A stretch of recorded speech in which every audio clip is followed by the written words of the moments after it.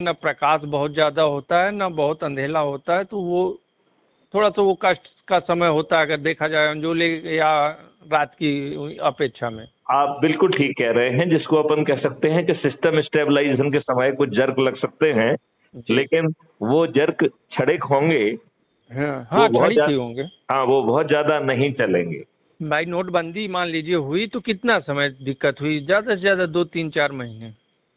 वो भी अगर सरकार चाहती तो वो भी ना होता, अगर पूर्ण रूप से वो योजना बना के आती सरकार, अब पहले से हर जगह पैसे को पहुंचा दिया होता। नहीं, और उसमें तो नीयत खराब थी। नहीं, वो अगर हम उस पे नहीं जाते हैं सर, वो क्या हुई वो अब उस पे जाएंगे तो बात उलझ जाएगी। हाँ हम चलिए उस पे, ठीक है। हाँ, हम वहाँ ना जाके हाँ हाँ। एक साधारण सी बात है कि हाँ वो उन्होंने ऐसा किया था, अगर वो चाहते तो और इससे बेस्ट हो सकता था कि उत्पादन पहले वहाँ पहुँचा दिए होते और उससे फिर। उससे बहुत बेहतर हो सकता था, और हाँ जो हाँ, वो 5 ऑब्जेक्टिव जो अचीव करना चाहते थे वो भी 100% अचीव होते।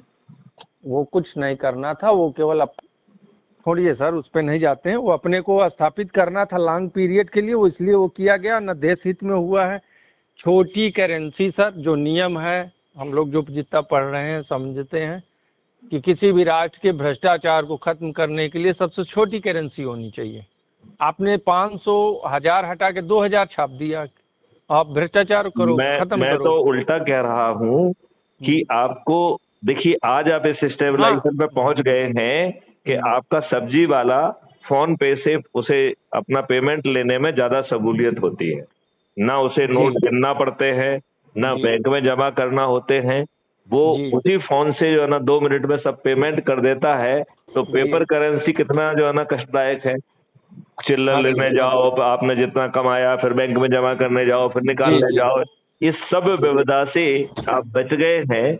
और जो लोग ये कहते हैं कि जी। साहब जो है ना गांव वाले में कैसे होगा, फलाने वाले में कैसे होगा, ये हम्म। दुष्ट जो है अपने खुद के भ्रष्टाचार को छिपाने के लिए, अपने जी अवैध उसको छुपाने के लिए ये तरह तरह की कहानियां गढ़ते हैं। और चूंकि हम विद्वान हैं तो हम अच्छी कहानी गढ़ सकते हैं, बस यही हो रहा है। जी। आप ये, मैं तो, मुझे तो बड़ा ताज्जुब होता है कि मैं एक मंदिर में जाता हूँ, मंदिर के बाहर जो फूल माला बेच रहा है वो फोन पे की जो है ना क्यूआर कोड लगा के बैठा हुआ। और अब तो भिखारी भी फोन पे का क्यूआर कोड लेके बैठ रहे हाँ, हैं। ठीक है, तो दिख रहा है ऐसा। हाँ, इसका मतलब है कि किसी दूसरे को दिक्कत है, हम्म जो आपका जीएसटी को अवॉइड कर रहा है, जो दूसरी मक्कारियां कर रहा है, जो काला धन पैदा कर रहा है, उसको दिक्कत है। हम्म तो मेरा तो मानना है कि 77 साल बीत गए हैं। हम्म भारत सरकार को अभी मौका मिला था 3 नियम कानून बदलने के। आप वकील हैं, it is hmm old wine in the new bottle. कानून की आत्मा नहीं बदली गई। जिन 5 सर्टेनिटी के बारे में भारत सरकार को 2017 में जो है कॉन्सेप्ट नोट सबमिट किया गया था, और 2020 में कानून का ड्राफ्ट सबमिट किया गया था। हम्म 30 सितंबर 2020 को भारत सरकार को एक कानून का ड्राफ्ट सबमिट किया गया है, national authority for scientific and technical assistance in investigation and detection of crime under entry 65C schedule 7 of the constitution. अभी जी। ये भारत सरकार के प्रति जो है के पास जो है ना लंबित है, लेकिन हम्म उसकी उसकी जो है आत्मा को तो उन्होंने जो आईपीसी सीआरपीसी और एविडेंस एक्ट किया उसमें कुछ कुछ आत्मा को ले लेते। हम्म आप बताइए, आपको बिना थाने जाए आपकी एफआईआर होती और आज की तुलना में 1000 गुना बेहतर एफआईआर होती। आपको जी। आपको जो है झूठी गवाही देना, झूठी एफआईआर कराना वाला हम्म सर्टेनिटी के साथ जेल में सड़ता। हम्म इतने एविडेंस कैप्चर किए जा सकते थे बिना शासन पे एक पैसे का खर्च लाए। अभी तो शासन ढेर सारा पैसा खर्च कर रही हो, जाने कहां जा रहा है, और हर में जो है भ्रष्टाचार हो रहा है, हर में जो है ना कट जा रहा है।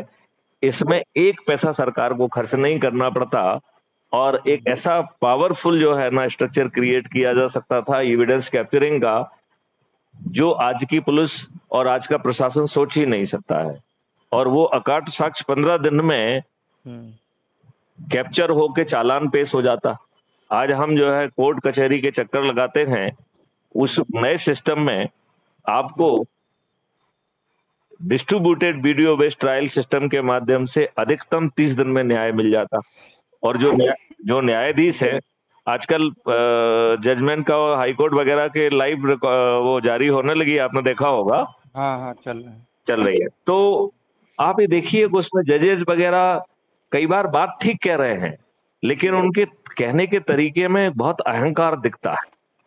वो सामने वाले को कुछ समझ ही नहीं रहे और वो ये बात देख ही नहीं रहे हैं। और बहुत सारे केसेस में जज के द्वारा जो है एक्चुअली होता क्या है, हम कुछ भी हो जाए, प्रधानमंत्री हो जाए, जज हो जाए, ऑफिसर हो जाए, डॉक्टर हो जाए, अंत में तो होते हैं इंसान ही में। एक वो इंसान इंसानियत की बात क्यों नहीं करता है, मानवता की बात क्यों नहीं? अब सुनिए सर, वही बात, यही थोड़ा सा समझने का बात है।